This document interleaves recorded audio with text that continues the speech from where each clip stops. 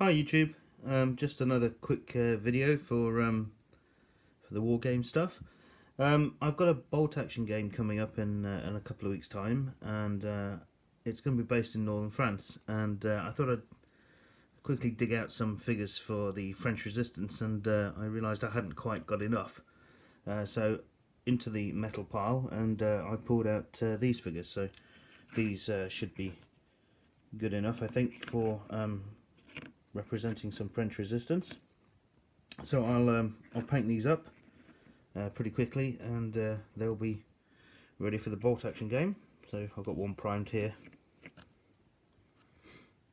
These are from various manufacturers. I've had them for quite some time now, but yeah. So I'll get them painted up for the bolt action game. It's in about 3 weeks' time, so I've really got to get on with that quite quickly. So that's that. Still carrying on with the French there, but you know, that's on hold while I get these done. So the next thing I needed was some sort of objective, and what I thought was a V1 rocket. So I got this kit from Tamiya. It's a 1/48 scale kit, so it's near enough, I think, for the bolt action. So it's quite a nice kit actually. It gives you the painting guidelines there on the back, and it's got a little sort of carrier or a little bogey thing that it rests on.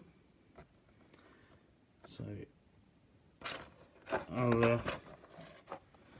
I just needed some sort of objective marker for the British. So we're going to have some British commandos supported by French resistance, which means I can get the low characters involved in that. So that's the kit. So what I did was I actually went ahead and built that up and mounted it. And so here it is. So I've got it mounted on like a concrete sort of hard standing, and there's the paint job. So blue underneath, and sort of green on top, as per the box art. And this is just a piece of sort of PVC board, foam board, that I scored with a pen to give like a concrete effect. Beveled the edges and sort of dry brushed it a bit to help it blend in with the surrounding terrain. So I think that looks that'll make a pretty good objective marker, I think. So the British objective is to knock this out, or one of their objectives anyway. So the V2, sorry, V1, and I need to create some fields. So what I've been doing is taking sort of a doormat, which is like this, mounting it on some foam board, and I think that should make quite an effective field. So it's going to be surrounded by hedges, so I've got some of the rubberized cork fibre, coconut fibre, sorry.